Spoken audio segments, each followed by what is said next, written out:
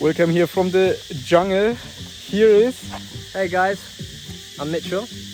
And nice to meet you. Yeah, he ate just fruits for a long time now. For how long? Since I arrived in Thailand, maybe about 75 days. Amazing. So, and you see he's still alive, and we just talking about what you asked. Here's Louis. Yeah. Also on his way to join us. Not quite as extreme as these guys, but slowly. So Mitchell is about to explain a very interesting theory about what each species is naturally drawn towards. And then you had a question to him. Well, this my question is if he could explain. I've previously heard this very interesting theory, and it resonates somewhat. So I think flip round and he'll explain.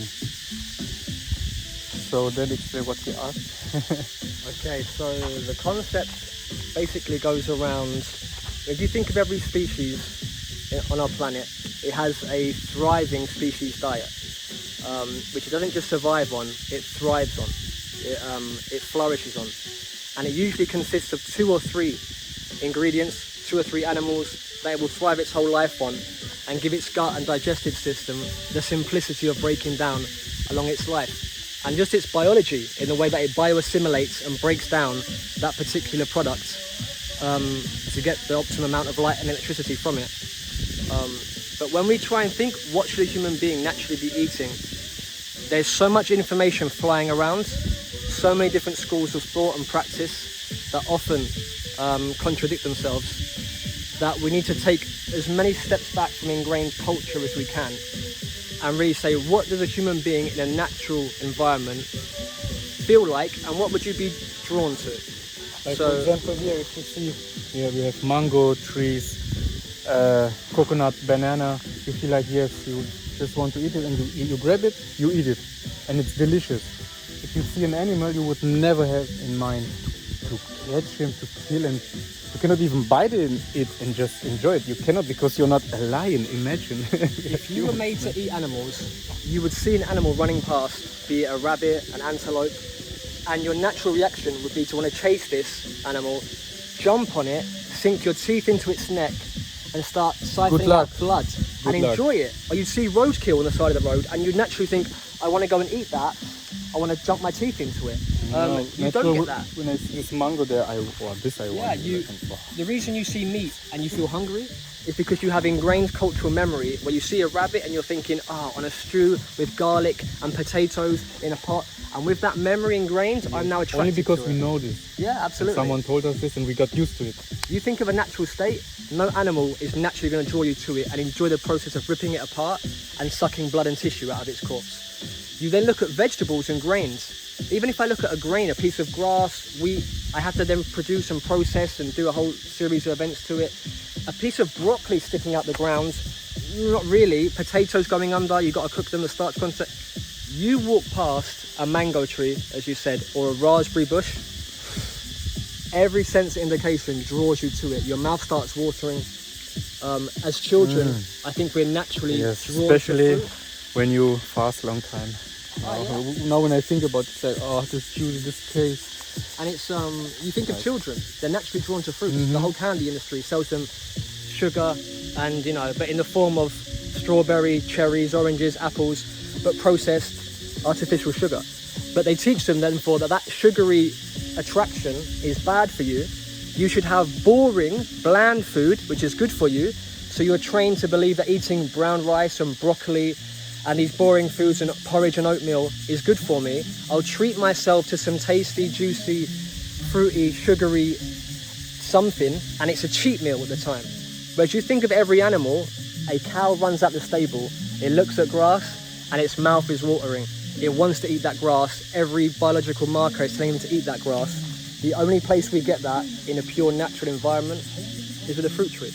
Yes, and everyone really would need to do them by themselves to kill this animal, to run. Nobody would somehow, maybe an ultra emergency situation in colder, I don't know, there is really nothing, and somehow then, but I don't know. I still think only memory. I still think a very natural human being walking through an environment, even hungry, seeing an animal run past, wouldn't get that natural draw. Only when you've had the memory of sucking cooked animal fat tissue, probably with some sort of seasoning and salt and spices, and you've got that memory of how that satiated you and filled your stomach, then you can draw back on. Yes. But I don't think you'd get a natural inclination. I know. Might be wrong. And also about protein and all this stuff. I tell you, if I don't need this, and like 98% of people, they don't have in mind like to build muscle, then for what they need. And there are so many guys also, they look same like Lou, like normal. They eat tons of protein and meat. They're not bigger. Like for what you eat? Because you get bigger because you train, you force the muscle to grow. And then you just have to eat enough of just real food, even if it's just fruit, vegetable, seeds, nuts. But with just fruit, this is my next step, what I also want to get to this, like step by step. And yeah, just about then to eat enough. Like carbs, calories. All that, I think, top of the mountain really is just about light electricity, like electrolytes, yeah. true electrolytes that can then come in and conduct light electricity in our bodies. And we get that in a sacred geometrically formed fruit of some kind. Once you've burnt it with fire or processed it, I don't see how you're going to get electricity and light channeled into the body. Logical, right? And I think with all this also comes protein. I think the nature is not stupid. Didn't forget to put protein inside. Like only this what we need, right? So if it has just 1-2%, we just need it. That's it. If mother's milk is taking a baby from a newborn baby to a small toddler on less than 1% protein, I don't see why we'd suddenly need 40% later on in people life. think, oh, there is so much protein inside. But also about milk, I mean, this is just to grow up as a baby. Just, and not for adults and from another species. This is so the most weird thing. It's the most important growth development time of your life. To take you from almost a fetus, a recently born fetus, to a small, moving, functional toddler on less than 1% protein. How can you then sell us a story that protein is the most optimal, essential for building muscle tissue and developing cells? So I don't see how just for the marketing, yeah, and to sell and the acidic reaction. From what I've been told, and what I acidic, see, yes, alkaline and acidic. So everything here is alkaline. The more alkaline you eat, the more you are, and also more conscious you become, and the less you eat from the things you're used to, it goes out of your system, and then you think different, your conscious change. So this I also experienced by myself. And the more food I eat, I also I want this more, and this other need or addiction of cooked food goes out like step by step. Of course, you have to have the willpower, and you have to know why, right? Why should I to go against what I'm used to, or my whole life? So this is what, you have to train this and to deal with your ego. it's very difficult. Momentum has power. You know, when you have years of ingrained habits and routines working within you, it's like, why is it easier to stay awake until 3 in the morning than it is to wake up at 3 in the morning? Because you've already been awake or you've already been asleep, so you have momentum.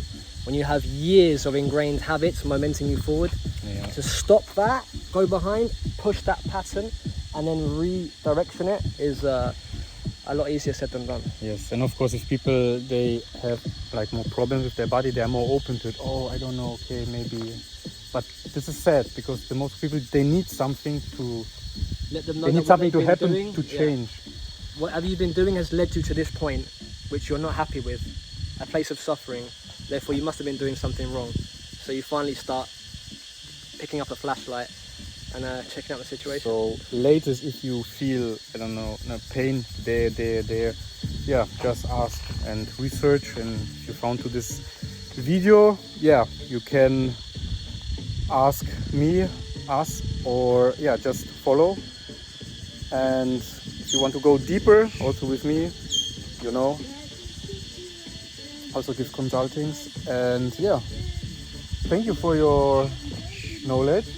Anytime, brother. Yes, Pleasure. and a lot of wisdom here today in this video, and it's nice to meet people like randomly. So, oh wow, he's also in this, and even more than me. Now I feel inspired by him. So, and also to get confirmation. Yes, it works. And why you think about protein? If you don't even want to have bigger muscles, and if it's not only about the food, it's more about the training. If you would train like me, you would get the same, for sure. Why not? So just keep going to the gym or outside with your own body weight, you can also. So another technique. So yeah, that's for it today. Thanks for watching.